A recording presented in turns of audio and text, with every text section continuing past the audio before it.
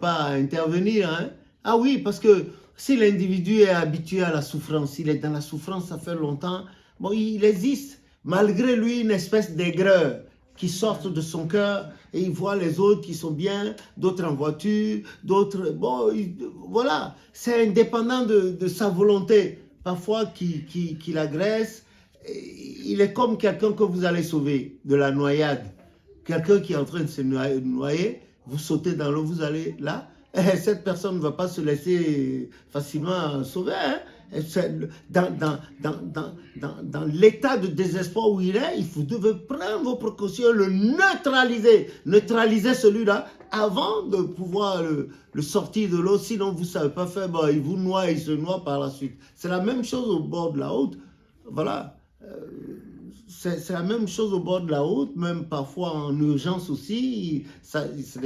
Mais en tout cas, ce que nous savons, nous n'avons pas, comme il a dit le devancier Abiola, nous n'avons pas à juger. Nous faisons ce que nous avons à faire et il n'y a jamais de... Tout ce que nous avons fait comporte des risques et des avantages. C'est cela. Bon, elle vient de s'asseoir à côté de nous, une devancière, la devancière Solange, qui aussi, ma foi, elle n'a pas encore d'enfants, mais on espère que bientôt. Mais elle s'occupe des enfants en tout cas, et on la voit agir, et on est heureux.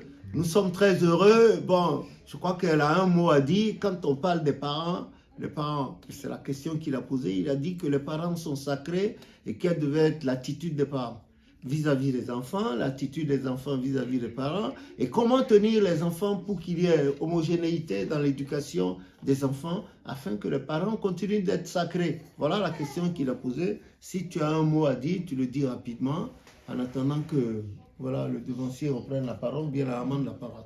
Oui? Alléluia. Alléluia. Ce que j'ai à dire, c'est la société qui est comme ça. Mais quand deux parents travaillent et que c'est une nourrice qui doit rester à la maison pour s'occuper des enfants, c'est comme si la nourrice est la deuxième maman des enfants. Donc la nourrice est obligée de donner la même éducation qu'elle-même, ses propres parents lui ont donné, pour que les parents des enfants puissent voir que c'est qu'elle est là où elle est là, elle remplace quand même le rôle des parents quand les parents sont absents. Donc, si l'éducation n'est pas là, ça ne sert à rien de dire que je viens le matin pour m'occuper des enfants. Quelle éducation tu leur donnes? Quand les parents rentrent le soir, tu dois rendre compte de faire de la journée. de ce que tu as fait de la journée, ce que les enfants ont fait, quel a été le comportement, voilà quoi. Donc, c'est pas facile, mais on s'accroche. Et en espérant que les enfants aussi apprennent ce que la nourrice ou la nounou les apprend, quoi. Et d'inculquer cela, quoi. Pour que les parents puissent être à l'aise et épanouis quand ils sortent le matin pour aller travailler. Comme ça, ils ont l'esprit et le cœur tranquille. Et ils peuvent faire confiance à cette personne-là. Donc, c'est tout ce que moi, j'avais à dire. Donc, moi, ce que je peux rajouter à tout cela, c'est que, effectivement, si on revient terre à terre, comme ça a été dit, la société dans laquelle nous sommes aujourd'hui ne favorise pas les échanges entre parents et enfants, à cause effectivement du fait que les parents vont au travail le matin, ils reviennent tard le soir, il n'y a pas forcément d'échange entre le père et la mère, l'enfant ne voit pas forcément une symbiose, parce qu'il ne faut pas oublier que les enfants regardent sur les parents aussi. Donc si dans un foyer, il n'y a pas déjà cette entente entre papa et maman, l'enfant déjà va voir aussi, ça dit, il va le sentir. Il va le sentir et ça peut le rendre méfiant. Oui, mais là, je sens t'interrompre, mon cher ami. Ça là, ce manque d'huilement entre le père et la mère, c'est une affaire de société. C'est comme elle a dit, la devancière Solange, c'est une affaire de société, comme tu le dis aussi. Parce que il y a des habitudes que l'on prend en sortant trop de la maison.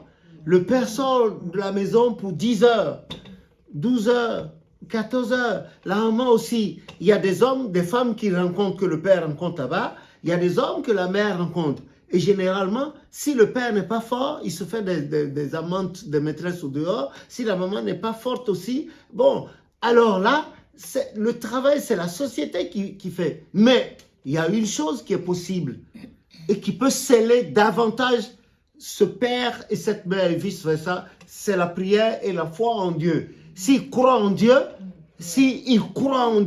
et quand la maman est de son côté, c'est la prière, les hommes ont beau la déranger, lui faire la coup, ben, elle ne cédera pas. Idem aussi pour le père de l'autre côté. Maintenant, si les deux s'entendent, et que dans la journée, maintenant, nous sommes à l'ère du téléphone, les SMS, tout ça là, et chacun, la maman envoie un message, le papa envoie un message, ils s'entendent au téléphone, et à l'heure de midi, là, s'ils ne sont pas loin, ils peuvent se retrouver quelque part dans un petit bar là, un petit coin, un petit jardin, un petit parc, ils achètent leur petit déjeuner, et ils partagent ensemble, ils prient. Et la femme retourne au travail, l'homme aussi retourne au travail. Si les heures de fermeture de chaque côté est semblable, eh bien, les deux aussi se retrouvent quelque part pour sauter dans le même métro pour rentrer à la maison. Et si les enfants les voient arriver ensemble, vous voyez, ils seront heureux. Voilà, ils vont les embrasser, les enfants seront heureux, tout ça. Bon, les gens ont laissé de côté Jésus. Ils ont laissé de côté les saintes paroles. Ils ont laissé de côté le Coran. Mais c'est normal que ça se passe comme ça. Le monde dans lequel nous habitons appartient à Dieu. Et il en connaît les détours.